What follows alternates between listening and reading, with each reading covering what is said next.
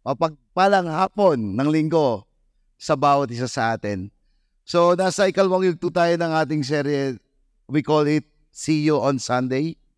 And meron bang mga bago kayong nakita na bagong umattend dito sa atin? O meron ba kayong mga hindi pa kakilala? Pwede ba tayong tumayo muli? Tayo lang tayo. Yan. Kasi ang topic natin po ay we are called to gather. At ngayon naman po, yung pag-uusapan natin, we are called to keep together. So, bago tayo mag-umpisa, let's do an application muna. Ganito po gagawin natin. Hanap kayo ng hindi nyo kakilala. Sige, bibigyan ko kayo ng, yung hindi nyo kakilala, pwede po bang lapitan natin at makipagkilala kayo? Sige na po. Yan. Kuya Malvin, galaw-galaw tayo. Yan. Tapos ganito ha. Sabihin mo, welcome. Pwede bang i-welcome sa ating simbahan? Kuya Lito. Yan.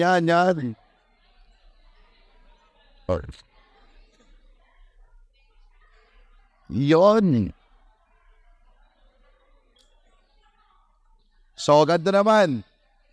Meron na ba kayong kakilala? Pwede ba nating pagpriyan? Grab a partner. Kunin po natin yung hindi pa natin kilala. Yan, sige po. Grab po tayo ng isa. Then, let us pray. Pwede ba natin tayo magdasal? I-bless natin sila ng panalangin. Sige bro, okay. Let us pray.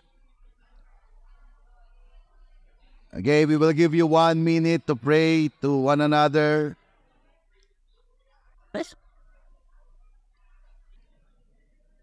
Okay, close natin in prayer. Lord, marami pong salamat sa lahat ng umaten. We pray, God, that let your presence be upon us. Guide us, Lord, that even our topic for today, ikaw yung malip up dito. In Jesus' name we pray. Let's everybody say, Amen, amen. Yon. Welcome po muli sa ating afternoon service. Pwede na po tayo maupo. At yung mahuhuling umupo, siya po ang mag-preach ngayon. So, yon. So, konting katanungan. What you feel? Ano pong naramdaman nyo nung may someone na nag-pray sa inyo at nag-welcome sa inyo? Sama pa siguro kanina medyo nahiya, pero yung iba sa atin ang pakiramdam, tayo po ay na-encourage at tayo po ay tunay na nasiyahan. Sino po dito nasiyahan? And that's what we are going to talk. Ito po yung pag-uusapan natin. Last week, pinag-uusapan natin po that God called us together. Tayo po ay tinawag ng Panginoong Diyos na magsama-sama. But today, pag-uusapan po natin, God called us to keep together. Panatilihin daw po natin na tayo ay magsama-sama. Bakit? Nowadays po, marami pong simbahan na nawala na po. Especially the Christian churches. After the pandemic, marami pong mga gatherings, marami pong body of Christ na hindi na po sila nagkameron ng pagkakataon na mag-gather because of some reason. Una, siguro yung tinatawag natin convenience of online services. Natandaan nyo pa nung pandemic? Ako tanda ko po ng pandemic. So dahil bawal mag-gather, ang ginagawa po namin noon, Zoom. Sino dito? Hindi ka dati techie pero naging techie ka. So after the service, ang gagawin po noon, magre-record muna tayo dito sa Victory Lucban. Kuya Lito, nakapag-record ka rin ba noon? Di ba ang hirap mag-record? After na Zoom, after nung online service, meron ng Zoom na ilalabas, tapos yung team gagawin niya ipagsasama-sama para makapag-gather together pa rin. Ang gagawin ko po noon, habang nanonood ako, as in nakapambahay lang ako habang nanonood ako. Sino dito ganun? Ako pa lang.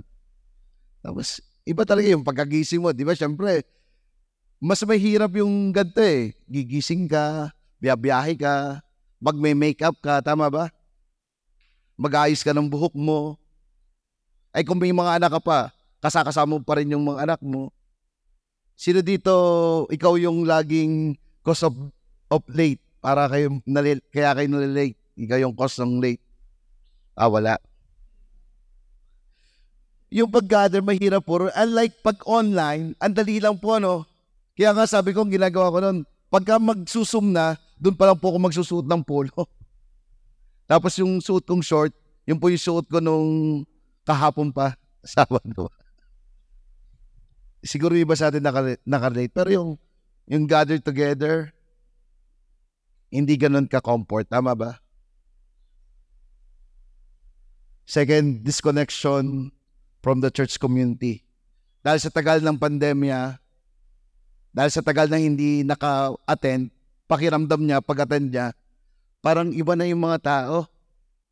Parang ito, 4 o'clock service natin.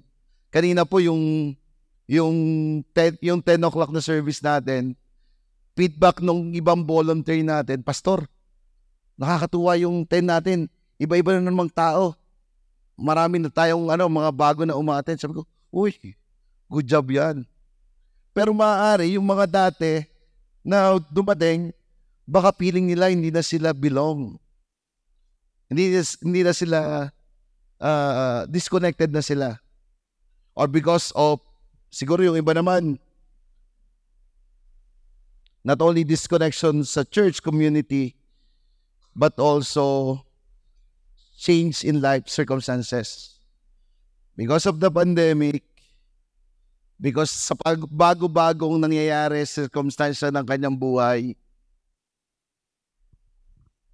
napalayog din po siya sa simbahan. So, it caused him na hindi na umattend po ng simbahan. Halimbawa, yung masasabi po natin to sa Manila po, victory to ha. Yung attendance po nila, naging na lang, as in nag 50% po yung uma-attend sa Victory Manila po natin. So siguro from 8 services nung time na yon, naging na lang po sila 5 services. So may mga tinanggal po na services sila. Bakit po? Kasi po, change of circumstances. But in the same time, hindi rin naman po yung iba nung nawala ng trabaho, napapunta naman po doon sa kanila talagang bayan. And marami po dito yan. Napangiti sa akin yung iba. Hindi lang po yon, yung iba naman, it's because of change priority o shifting priorities. Noon, 3 beses lang ang service sa church. Pero ang priority talaga nila ay umattend. Nung 3 services natin dito, parang almost 6 times nasa simbahan. Kasi yung una, preparation, kaya nandito, o siguro victory group, or kung ano pang mga ginagawa. Then, kahit 3 lang ang service, 6 times sila na-attend ng church. Pero dahil nabago na yung prioridad, 3 lang yung service sa isang linggo, na-attend po 3 beses sa isang taon. Hindi, 3 beses sa isang buwan. So, may mga challenge. Or nung yung magkaibigan na lamang, nakakalungkot, nabago yung prioridad. Dahil lagi na sinasabi, bro, we are brothers in Christ. Let's do this together. So maraming mga pinagdaanan, magkasama po sila. Tapos dumating na po yung kampanyahan. Ano mo po ang pinagawain nila? Sabi nung isa, bro, I naman ay brother in Christ. Pwede bang iboto mo ay pink? Sabi naman nung isa, sige bro, iboboto ko ay pink. Alam niyo po, doon sa politika, nag-away po sila dahil doon. Miscommunication lang po.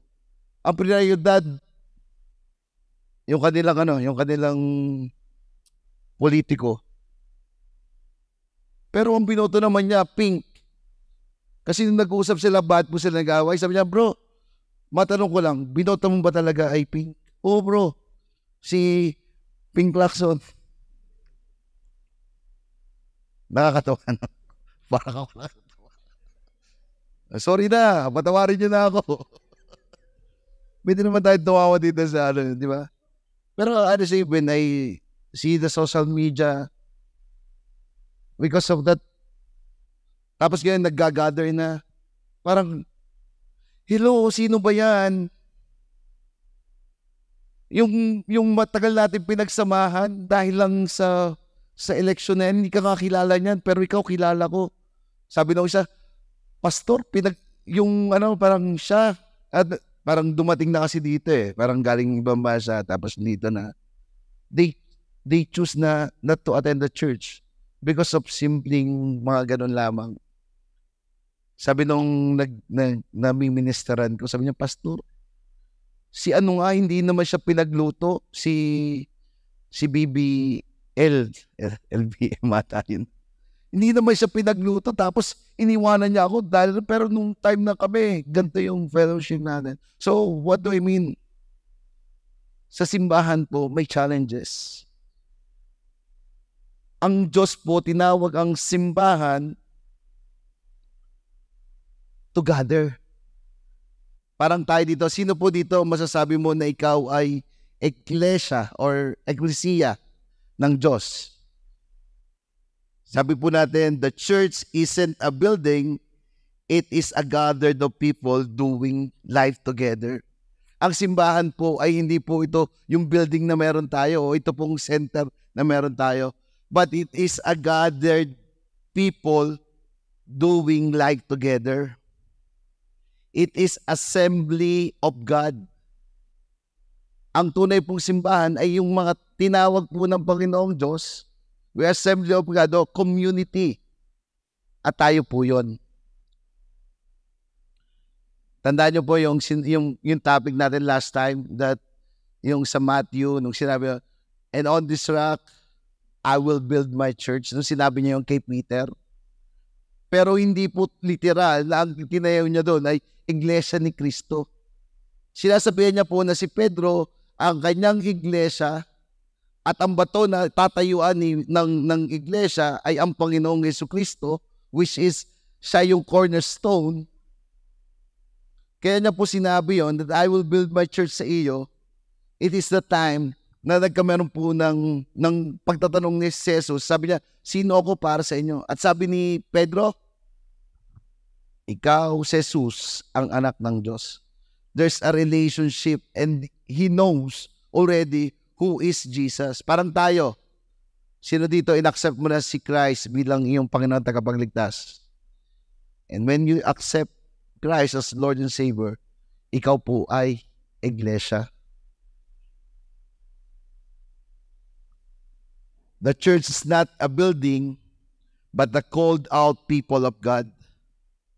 So tayo po ay yung tinawag ng Panginoong Diyos.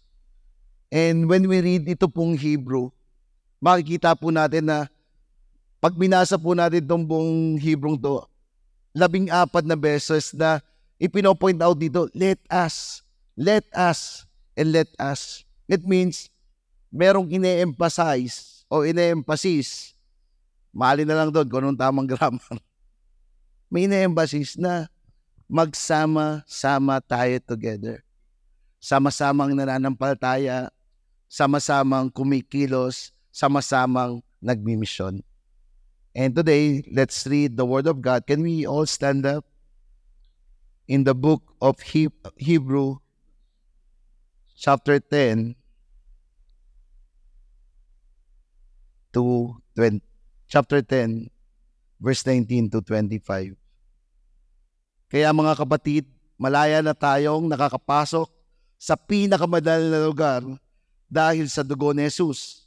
Sa umagitan ng paghahandog ng kanyang katawan, binuksan niya para sa atin ang bagong daan patungo sa pinakabanal na lugar na nasa kabila ng tabing.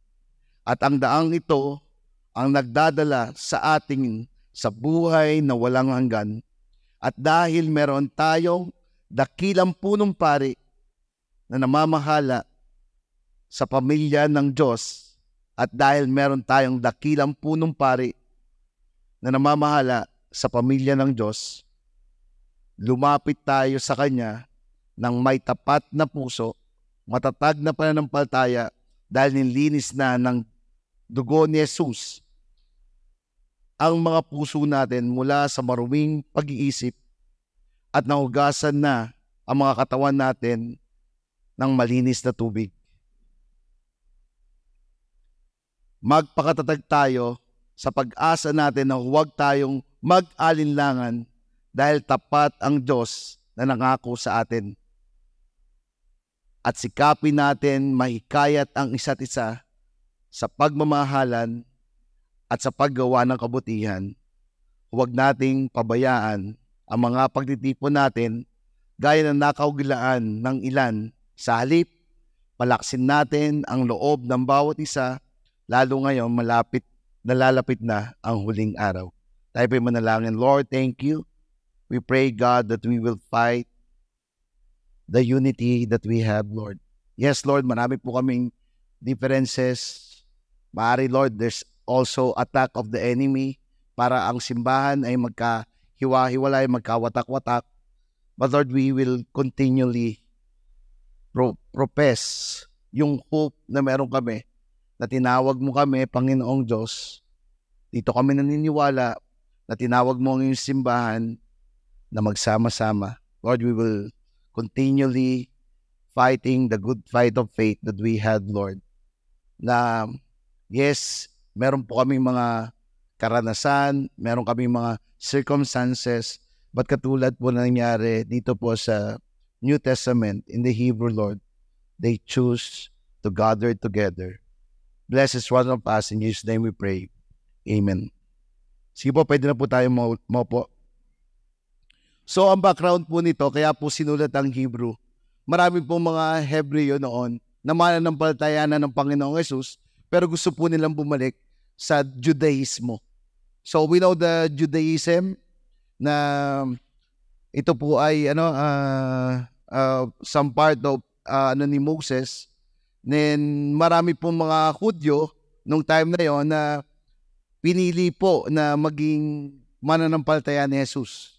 And we know what happened also in Acts 2, di ba? Nung una, there are only 112 disciples, pero nung nagsalita po si Pedro, nung nag-preach po si Pedro, 3,000 were added. And doon po sinabi na they devoted themselves in the apostle teaching, breaking bread, prayer, and fellowship. Na inano nga natin doon na ganun kabuti, ganun kagaling yung magkakasama tayo together. But in this time naman po, yung binasa naman po natin, because of circumstances, because of situation na meron po sila, gusto na po nila muling bumalik doon sa nakaugalian po nila. Maybe some of them lose hope na wala na po yung pag-asa na meron sila. That because of the situation na meron sila, parang, totoo ba si Kristo? Nandiyan ba talaga siya? That despite na nung paglakad nila sa Diyos, pagsasama-sama nila together, medyo parang mas lalong bumibigat yung problema. That's why ito po ay sinabi nung author na mahalaga yung nagsasama-sama tayo together. What happened when we meet together? What are the advantages of physical meeting together? Whether going to church on Sunday or meeting with your small group. Sino po dito naranasan mo yan na parang ka-attend mo lang ng simbahan pero parang ayaw mo pang umalis sa simbahan? May mga time that you are really zealous, passionate, doing what God's called you to be. Or parang ka-attend mo lang ng victory group, dahil napakinggan mo yung word, andun ka sa isang tabi, muli, nagbabasa ka ng Bible that you really want na maintindihan pa yung sinasabi ng Biblia. Pero may mga sitwasyon din po sa atin mga buhay na parang hindi na tayo ganun ka-silos, ka-passionate to do things na ginagawa natin dati. May dalawang rason daw po. Una, maaari na kaya napapalayo ka na sa Panginoong Diyos, maaari nagkakameron kang familiarity na, parang patuloy yung ginagawa mo. Or ikalawa daw po, it is attack of the enemy. Na ayaw ng enemy na ganun ka kalapit sa Panginoong Diyos. But when you together, meron daw pong ginagawa ang Panginoong Diyos. Why?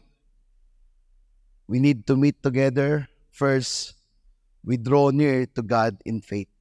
Lumalapit tayo sa Diyos ng may pananampalataya.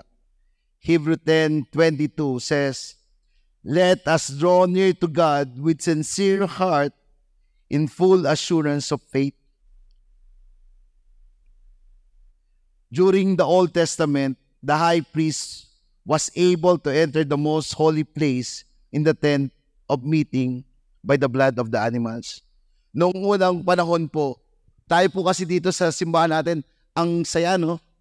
Parang when we sing song, when someone sing song dito po sa unahan, ikaw mismo ramdam mo yung presensya ng Panginoon when you sing song. Tama ba? Ako nga po, tanda ko na nung bago lang ako umatay sa simbahan noon, napasok pa lang ako, nakikinig ko pa lang yung music team, naiiyak na po ako.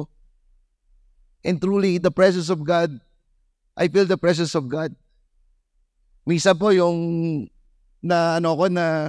yung solo lang din po ako, I feel the presence of God. Sino dito ganon? Na parang, minsan nagja-jogging ka lang, tapos makikita mo ang ganda ng tawag dito ng tanawin, creation yan ng Panginoong Diyos, then all of a sudden may iyak ka na lang. But that time, hindi mo po mararamdaman ang presensya ng Panginoong Diyos. At pagka may presensya ng Panginoong Diyos, ang mga tao takot. Bakit? Dahil makasalanan tayo, hindi mo kayang i-contain ang presensya o ang kabanalan ng Panginoong Diyos. Kaya ang mangyayari sa iyo, ikaw ay madededo. Kaya kailangan nung time na yon ng alay.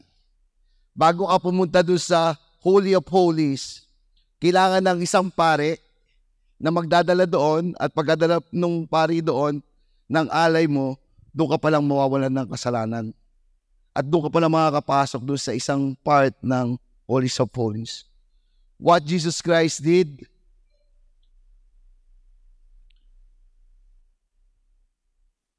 the blood of Jesus enabled us to be confident in coming into God's holy presence.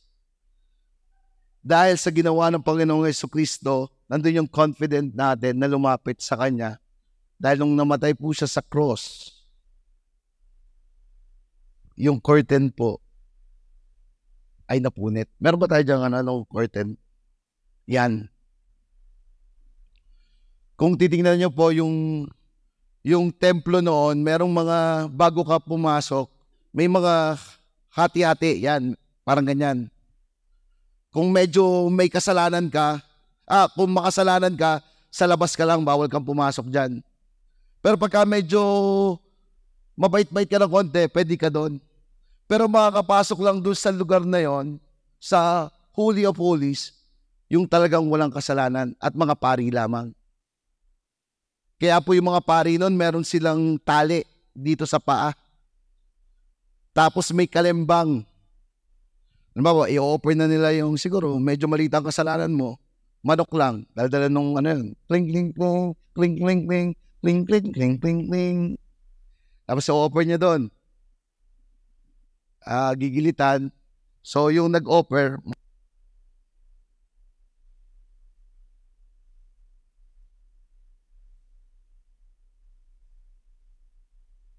Pasko na kasi kaya kling kling kling eh. So pagka medyo malaki-laki yung kasalanan mo, again, yung rin ulit ang magdadala nun. Siguro baka, kling, kling, kling, kling, kling, kling. Pagdating doon, gigilitan yon. Pero mahirap po yung trabaho ng pare. Bakit?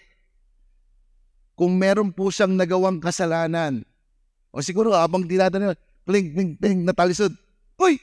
Otokutsinda! Alam mo, automatic ano mangyayari doon sa pare? Mamamatay po siya. Dapat wala siyang kasalanan. But every time we gather, ito po yung ano nun, but every time we gather, we draw near to God in faith. Yung pananampalataya po na meron tayo, nandun yung confident na meron po tayo, nandun yung boldness natin, tumawag sa ating Ama, that we can call Him Abba Father. Bakit? Dahil sa ginawa ng Panginoong Jesucristo sa cross ng Kalbaryo. May nagtanong po nga sa akin Pastor, paano pagka nagkakameron kang kasalanan, paano ka humihingi ng tawad sa Diyos? Kasi kami kailangan namin ng yung ibang reliyon, kasi kailangan namin ng para magkumpisal sa kanila. Ikaw, pastor, kanino ka nagkukumpisal? Sa sarili mo? Iba kami. Nax. Iba kami. We direct to God. Yung, yung prayer natin, yung access natin, nung tinanggap mo si Jesucristo, tayo lang po yung meron ganon. Andun yung boldness, ay, may problema ka, ako magpre-pray dyan. In the name of Jesus. Oo. Sino dito lahat ng birthday, ikaw nang pinag-pray. Dahil nalaman Kristiyano ka. Di ba yun, pagka nag-pray, kanya ito, yung sa atin ka ng mga party, or kahit yung flag ceremony, natatawa po ako. Ang prayer, let's pray. Tapos kakanta na lang, ba't ganon? Hindi ba dapat ang prayer intimate and directly to God? So dito pagka nagpre-pray ka, medyo nagbibiro ka pa kay God. Okay na bro. But may ganun tayong confidence. Di ba minsan pagka may mga tayo, but meron tayong confidence, it is because of what Jesus did. At ang nakakalungkot po dito, yung mga Hebrew po, truly, alam naman po nila na sa ginawa ng Panginoong Jesus, they are already forgiven. And they are really can connect to God. Pero alam po, ba't sinasabi ito ng Hebrew na ito yung ginawa ng Panginoong Jesucristo, na siya yung naging dahilan para ma-break o mapunit yung curtain. Pero ang naghihinder po sa kanila na mag-worship, truly ay yung kanilang sarili po. Na yung relasyon nila sa Panginoong Diyos ay hindi na ganon. But the Hebrews tell us again and remind us, we draw near to God in faith. Nagagather po tayo, nagsasama-sama po tayo for only just one reason. Ano po yung rason? Napunta po tayo dito, nag-o-honor tayo, and we worship God. Hindi po tayo nag-worship dito because andito yung crush mo. O hindi ka napunta dito dahil may kailangan ka lang sa Panginoong Diyos. We are coming here because of our faith and ito po yung ginawa ng Panginoong Jesus sa atin. Hebrew 4:16, sabi po dito, let us then with confidence draw near to the throne of grace that we may receive mercy and find grace to help in time of need.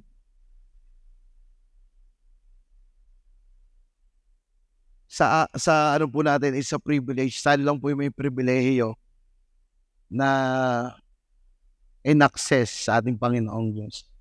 Sino dito mahilig kang magdasal? Sino dito nagdadasal ka lang tuwing kakain ka? Umagahan, tanghalian, hapunan. Hope, wag po natin aksayin yung pribilehiyo na meron tayo.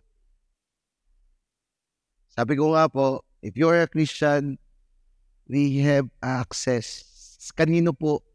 Doon sa makapangyarihan doon sa unlimited God na meron po tayo. You want miracles? You want change life? Gusto mo ba ng success in life? Andun po yung confidence natin every time we gather. Yung faith po na meron tayo sa ginawa ng Panginoong Jesus. Second point, we hold on to the hope we profess. Hindi lang po tayo nagsasama-sama dahil sa pananampalataya na meron tayo. But nandito po tayo dahil dun sa pag-asa na ating inihahayag. Hebrews 10:23, let us seize and hold tightly the confession of our hope without wavering, for he who promised is reliable and trustworthy, faithful to his word. Hebrews 10:23 in ASND version, magpakatatag tayo sa pag-asa natin na huwag tayong mag-alinlangan dahil tapat ang Diyos na nangako sa atin. Yung confession of hope po natin ay essential po yan sa Christian life. Ano yung sinasambit ng ating mga bibig? Ano ang dinedeklara natin na salita niya? It gives us hope. Jesus is our hope. Kaya nga po yung natin, pinag-usapan natin what shapes us. Kung anong pinaniniwalaan natin, ito daw po yung naghuhubog sa atin. And every time we gathered, we strengthen our faith. We strengthen our hope. Lahat po ng pinag-uusapan po natin dito ay ang kanyang salita. Sabi daw po, faith comes from hearing and hearing the word of God. Bakit? Sa labas, meron din pong mga pinag-uusapan. Tama ba? Kaya nga nauso si Marites di ba? The more you feed onto you, ito rin po yung lalabas sa atin. Kung lies ang pinapasok mo sa iyong mind, ito rin po yung lalabas sa atin. Ewan ko kailangan ko sabihin. May pinapanood po ako. I like po nung pinapanood ko ngayon kasi medyo magagaling parang makakata sila. Pero hindi po makata talaga. May mga foul words. Pero gusto ko yung paano nila tinatahi yung kanilang thoughts. Pero every time nakikinig ako noon, yung battle na yon, kinabukas, yung parang madaling araw, natatakot ako. Kasi the more what you feed into your mind, then I will go to magsasorry, Lord, sorry. Hindi na ako makikinig doon. Then, all of a sudden, biglang gagawin ko, hearing the word of God, pray to the Lord. Pero what you feed, what you profess, it shapes us. At the same time, when we are gathered together, yung hope, yung pag-asa na meron tayo. Ako, tanda ko po, sabi ko nung bago lang po ako naging Kristiyano, wala naman po akong mga principle sa Bible na parang na meron ako. Alam ko lang yung good deeds, di ba? Yung mga kailangan gumawa ka ng mabuti. Pero habang tumatagal na ako ay lumalakas sa Panginoon, habang tumatagal na nakikisama ako sa group, the impartation, even when I attending the service, minsan, attend ako ng 9, 11, 1. Tapos 3 o'clock, magbo-volunteer ako sa kids church nun. The more na napipid po ako, the more I profess the word of God, there's hope na nangyayari. Sige, sino po dito may problema? Mabuti pa kayo, wala, no? Di ba? When we operate our physical eyes, mas nakikita po natin yung marami natin problema, no? Yung mga kabataan, nandito, di ba? Pagka nakita mo yung grades mo, Lord, may pag-asa pa ba? Ako po kasi hindi ko problema yung grades nun eh. Ang problema ko lang lagi yung pagising ko sa umaga. Lord, mababago pa ba yung tsura ko? Hindi, pinapatawa ko lang ngayon. Pero what we profess, what confession na meron po tayo, ito po yung nagbibigay ng pag-asa sa ating mga buhay. And it is the Word of God. Sa labas po, sabi, ang nais ng mundo ay nakawin, sirain, patayin. Pero ang Panginoong Jesus, ang nais niya ay bigyan tayo ng buhay na ganap. When we say buhay na ganap, everything po yan, God will give you in balance. Kasi po, totoo po, namumuhay po tayo in the fallen world. Dito po sa mundo natin, ang Biblia sa kanila is just like a old story or a historical book. Meron ba kayo narinig na gano'n? Pero lagi nilang siya sabi, naku, yung Bible na yan, hindi yan totoo. Luma na yan, kaya yan hindi na dapat inano. Pero tayo dito po, ganun po kahalaga sa atin ang salita ng Panginoong Diyos. Ito po yung pag-asa lagi natin na meron po tayo. Bakit po tayo tumatayo? Ito si Pastor, pagka magbabasa, lagi na lang pinatatayo kami. Bakit po tayo tumatayo? It's a sign that andun po yung paggalang natin sa kanyang salita. Kaya nga kaming mga magulang, kami ni Lal, sabi namin, ang pinakamagandang may ipapamana namin sa aming mga anak ay ang salita ng Panginoong Diyos. And hindi po kami, sabi namin, when we prepare them, pagka na-prepare natin sila, napalaki natin sila, na naayon sa salita ng Panginoong Diyos, sabi sa Bible, they are blessed. Mapalad ang mga taong lumalakad sa magitan ng salita ng Panginoong Diyos. Yun lang po yung confidence na meron kami. Then after nun, hinahayaan namin sila. Meron silang mga kaibigan na, sabi nung anak ko nun, Daddy, why Alan hindi not speak bad words? Sabi niya ganun. Because you're Alan Didi. Yun lang sabi ko. Hindi dahil pastor ang tatay mo, pero dahil ito yung prinsipyo na meron tayo. And this is what the Bible says. Kahapon lang umatad kami ng party. Naikwento ko na rin ito kanina.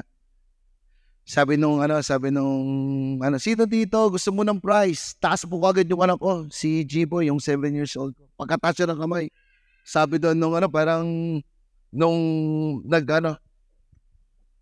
sabihin mo, lalaki ako. Sabi ni Jibo, lalaki ako. O di sigawin mo tao, paano pa ka? Lalaki ako. Yung gano'n.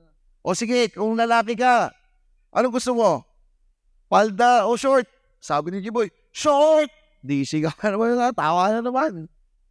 Tapos sabi nung ikalawa naman, yung ikatlo sabi niya, anong gusto mo? Manika, bola. Sabi ni Jiboy, bola! Tapos yung uli, ang tanong niya, anong gusto mo? Lalaki o babae? Sabi ni Jiboy, lalaki! Tawanan. Tapos ulit, anong gusto mo? Lalaki, babae? Sabi ni Jiboy, lalaki! Yung mga tao, nagtatawanan. Sorry anak. Akala ko nandun ka eh. Pero, mo yung mga tao nagtatawanan? Pero ako bilang tatay, I am confident. May price ako. Nagtatawanan yung mga tao, no? Parang, kasi they thinking, alam niya parang, pero kami bilang magulang, alam ko na yung anak ko, yung confident ko doon sa anak ko, na siya ay hindi ganon. Kasi sa kanya, ayaw niyang lumapit sa babae. Kumbaga, we have a conversation, Daddy, kaya ako lumapit sa kanya kasi baka mamaya lukuhin kami, parang ganon. So kaya siya, ang gusto niya, lalaki, kasi gusto niya kalaro, lalaki. Parang ganon. So, what do I mean? Bakit ko po sinasabi yun? Dako, yung biblical, yung professing the word of God, pagka-establish po natin yan, You will be confident. And same thing sa atin po, why we gathered. Ano po yung pag-asa na meron tayo? Yung lagi po nating sinasambit dito po sa ating simbahan. Ako nga, minsan, nakikinig lang po ako.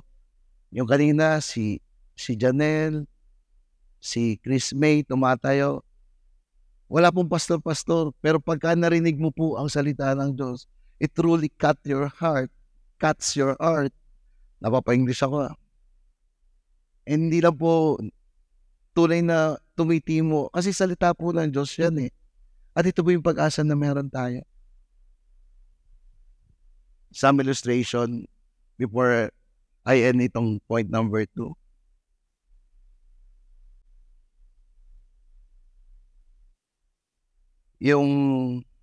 There's a story of hope.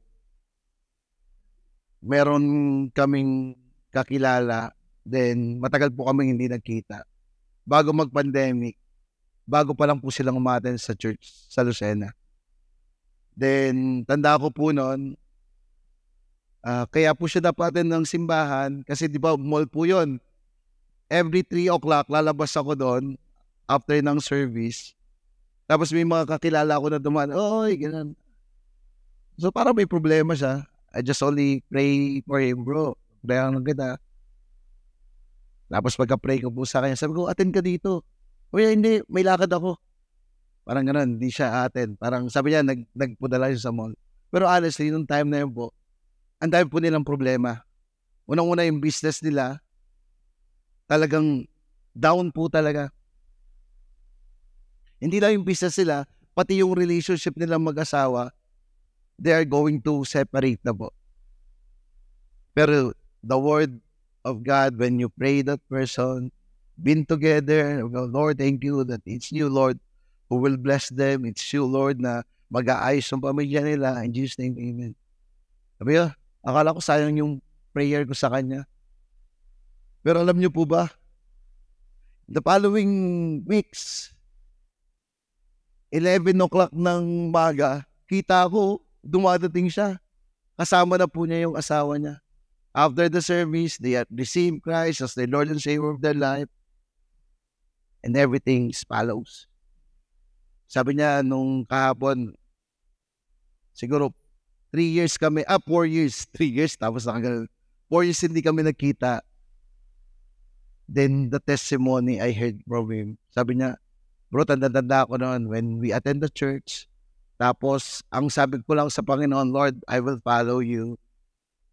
Ano man yung sinasabi mong sa iyong salita, I will continue to receive it. Then they attend the prayer meeting. After they attend the prayer meeting,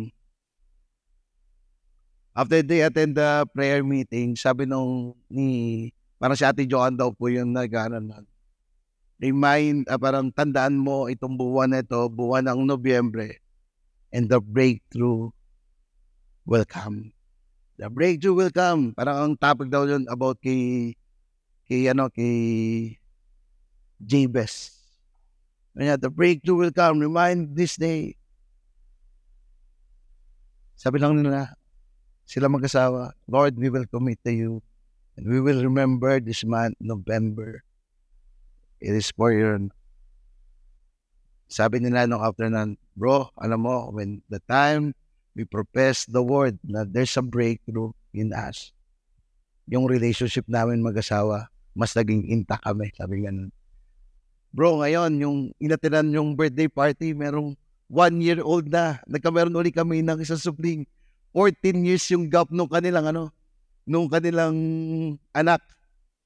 Kasi malaki na yung anak nila, pero alam mo yun, nung start ng November, when they claim that there's a breakthrough, there's a success, the relationship will become intact. And every time they see yung anak nila, ito daw po ay yung pagpapakita ng Diyos na ang Diyos ay mabuti sa kanilang pamilya. Hindi lang po yung relationship nila naging okay. Start daw po nung November na yon, yung catering na meron po sila ay talaga daw po hindi nawalan. Even the pandemic. Ano lang po yung ginawa nila? When they attend the church, with some people gathered, Some people, di ba, every time we attend here, may nagpray-pray tayo and we confess the hope. We confess the word of God. Truly, God is good to them. Sabi nila, hindi namin malilimutan yung word ni God. And when we profess it, something changes.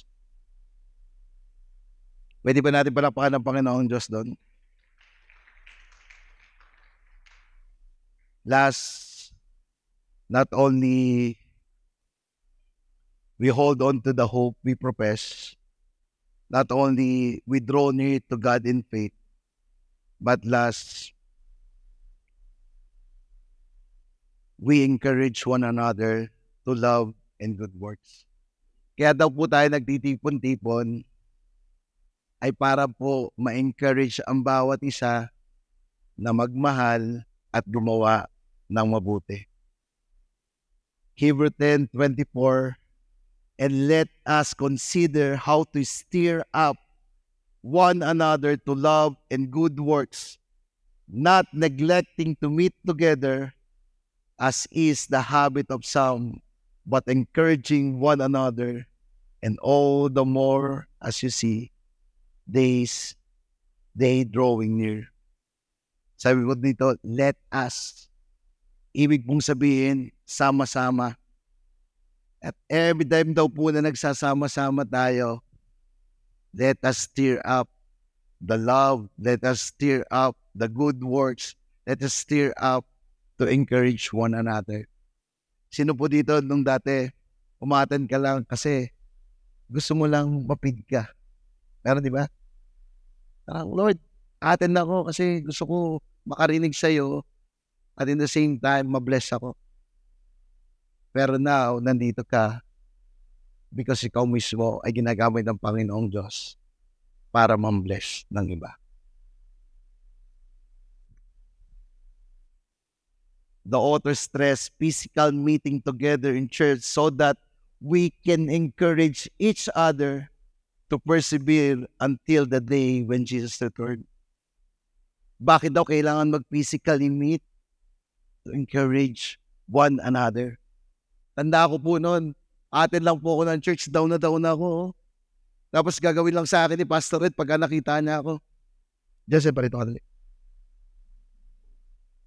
Di tatawagin ako, di magkikita kami. Gagantuin lang ako ni Pastor Ed. O sige, yun na yan. Hindi tapik ka lang sa ganito. Alam mo, pagka tinapik na niya ako, parang, okay ba yun ah? Iba po yung magkakasama tayo together. And hope, hindi lang po tayo nakaka-receive, but we will encourage one another. Sino po dito mga volunteer natin? Pwede ba natin palakpakan yung mga volunteer natin? Thank you so much. Sino yung mga leader natin dito? Pakitasin po ng kamay. Palakpakan din po natin yung mga leader natin. Thank you so much. Masayin.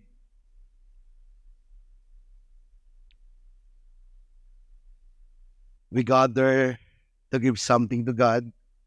We gather to encourage each other by shared faith and values. We gather to bless one another and we gather to work together. Malaki po ito. Pumupunta po tayo simbahan is why? Because we want to honor God and make disciple. Pero how can we make disciple? Paano daw po tayo magdi-disciple kung ang bawat isa sa atin ay hindi encouraged? Bro, pumunta ako sa inyong bahay. I-disciple kita. Kaso, ito yung pinagdadaanan ko. Malungkot ako. Tatay, magpupuri sa Panginoong Diyos. Siya'y mabuti. Parang hirap po, ano? Why we gather at the church? Dapat daw po tayo dito sa church. Dito po tayo na-encourage with one another. And alam niyo po yung evangelism at yung discipleship, it will follow. Remember yung Acts 2, di ba? Ano po yung meron sila? They enjoy being together. They read the Word of God. Not only read the Word of fellowship, prayer, and sabi daw po doon, Araw-araw nadadagdagan ang simbahan. Meron ba kayong kakilala na dati kasama mong uma-attend ng church? O yung iba nag-follow up sa iyo? Kung kayo po ay nakarinig ng mensahe ngayon, it's time to give encouragement to them. Tanda ko po, as I end, pang 5 beses ko na sinabing as I end, kailangan ko mag-attend ng funeral service. Nandito na po ako sa Lucban. Dahil malapit sa akin yung tao na nag-request ng funeral. Namatay po yung nanay niya. So ako po, ang ginawa ko, pumunta po ako at nag-minister po ako. When I minister, I pray for the family. And after nun, niyakap ko lang siya, bro, kaya mo yan, ibayan mo. Ano sabi niya sa akin? Naiiyak siya pero hindi naiyak yun. Medyo brusko din yun eh. Ano sabi niya sa akin? Bro, na-miss ko to. Sabi ko lang sa kanya, bro, come on. Lahat tayo may mga ganyan sitwasyon. Pero tuloy lang tayo. Attend tayo ng simbahan. Patuloy tayo nga attend ng simbahan niya. Sige. After nun, when we meet again, alam mo yung sabi niya sa akin, bro, chinachat ko si sabi ko binubuo ko uli yung group natin, pero ngayon, meron na uli akong group sa church. Alam mo, nakikita mo, malayo siya, pero because na nagkameron na kayo ng pagkakataon na magkita, when you encourage him, ngayon makikita mo, active na naman doon sa simbahan. Tapos, maano ka, parang pagka yung praise and worship, parang, ganun pa. Kala mo, conference, lang, service lamang. Pero for me, natutuwa po ako because ginamit ako ng Panginoong Diyos to encourage yung taong yun. And hindi lang po siya, but marami po yung na-bless din sa buhay niya. As I end ulit, pang-anim. Ito po yung nakakalungkot. Alam niyo po ba na maraming Kristiyano, they know the theology of salvation, but tunay na wala po silang simbahan. Ako po kasi dito sa Lucban, uli ako eh. Yung naglalakad po ako, minsan nakamotor, pagka umuulan, nagpapayong na po ako. Dati sabi ko kay Mark, ba't ka nagpapayong? Ang tunay na lalaki hindi nagpapayong. Yung pala dito sa Lucban, kahit tunay na lalaki, kailangan ka nakapayong. Alam mo, naglalakad lang ako minsan, tapos may makakausap ako. Tapos malaman nila, pastor ka pala. Oo, pastor ako. Bakit hindi balat? Bagat tinignan mo yung theology na meron sila, truly that they are Christian. But simple lang na hindi pagkakaunawaan, they choose na hindi na po umattend na simbahan. Yes, pwede naman, sinasabi niya sa akin, ay pastor, okay lang ako. Sabi niya, okay lang ako pastor. Nagwa-quiet time ako, na-attend ako ng online, and maayos naman ako. But I just question, sino yung kasama mo? Sino yung nag-encourage sa'yo? Sinong kasama mo na gumagawa ng mission? God called us to keep gathering together. Can we all stand up and let us pray? Lord, marami pong salamat that we are here, that you are a God who really knows who we are. Lord, thank you that nandito kami, Panginoon, na nagsasama-sama dahil sa pananampalataya na binigay mo. We pray, God, that we will understand Jesus, kung ano po yung ginawa mo sa cross ng Kalbaryo. Because of what you did, meron po kami ng access to our God, the Father. I believe today na it is also a reminder to each one of us na dapat nandun po yung boldness, nandun yung confidence, nalapitan po natin yung ating Ama. And I believe also na many of us, because of some circumstances, some situation in our life, or maybe because of the attack of the enemy, tayo po ay lumalayo sa gathering, tayo po ay lumalayo sa simbahan. But I pray for today that let the God of the Holy Spirit stir up the faith na meron po tayo, stir up the hope na meron po tayo, stir up the love na binigay niya din po sa atin. Lord, thank you, God, that we will fight as a church, we will fight the unity. Lord, remove any mindset, remove any heartache na meron po kami because sa mga nangyari. But Lord, today, we are coming here in the church to worship you and to honor you, God. At the same time, we pray as a body of church, it is you who will continually building us up. Ikaw, Panginoong Diyos, yung magtaguyod, magtayo sa amin, Panginoong Diyos, especially in the times of need. You said in your word that it's you, Jesus, who build the church, and the gate of Hades will not overcome us. Panginoong Diyos, ang simbahan po na nandito ay kami po ay simbahan na matagumpay. Kami po ay simbahan na overcomer. Lord, thank you, God, dahil patuloy at patuloy kaming tatayo because ikaw yung tumawag sa amin.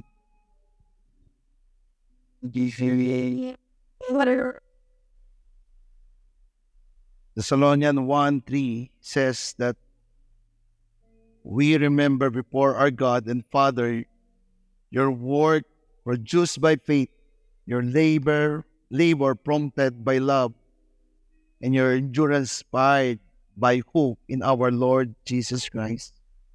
Lord, thank you that we only need you, God. It is you, Lord, Panginoong Jesus, na ang aming pangangailangan na ikaw. Some of us here, maaari nawalan tayo ng hope, nawawalan tayo ng pag-asa.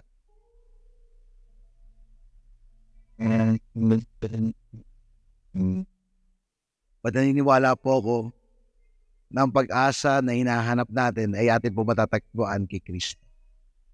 I don't know, maaari ang tagal mo ng Kristiyano, pero the intimate relationship kay God or to our Abba Father ay hindi na ganon. Parang naging Christianize ka na lamang. Attend ng church, uuwi, pero the intimate relationship na Him ay nawala na. I believe it is a time moment then that we need to repent to God and enjoy the relationship na meron tayo sa Kanya. Can we ask for forgiveness to the Lord? Lord, thank you also for our time together. Lord, we are not in a hurry, God. Hindi kami nagmamadali. But Lord, dalangin namin na ikaw mismo yung lumapit sa iyong mga tao ngayon, Panginoon. Lord, hindi po ako ang ministeryo, hindi po ako ang magmi-minister, Panginoon. Badalangin ko, Panginoong Jesus, ikaw po mismo yung tumimo sa mga puso ng bawat isa. Ipaantindi mo po, ipaalam mo po, Panginoong Diyos, yung pangangailangan nila ng magandang relasyon sa iyo, Panginoong Diyos. Lord, thank you because today we realize na ganoon na kami kalayo sa iyo. Again, Panginoong Diyos, gusto namin muling bumalik sa iyo. It is you, God. The Holy Spirit will give us again the passion to honor you, God. The passion, Lord, to read your word. The passion, Lord, to share the love na meron po kami na ibinigay mo sa amin. The passion, Lord, to do the good works to others. Even the passion, God, to do generosity. Lord, help us na itong simbahan pong ito ay ikaw nagtaguyod. At kung ikaw nagtaguyod, ay patuloy at patuloy na tatayo ito. Lord, bless each one of us as we go home. In Jesus' name we pray. Let's everybody say, Amen.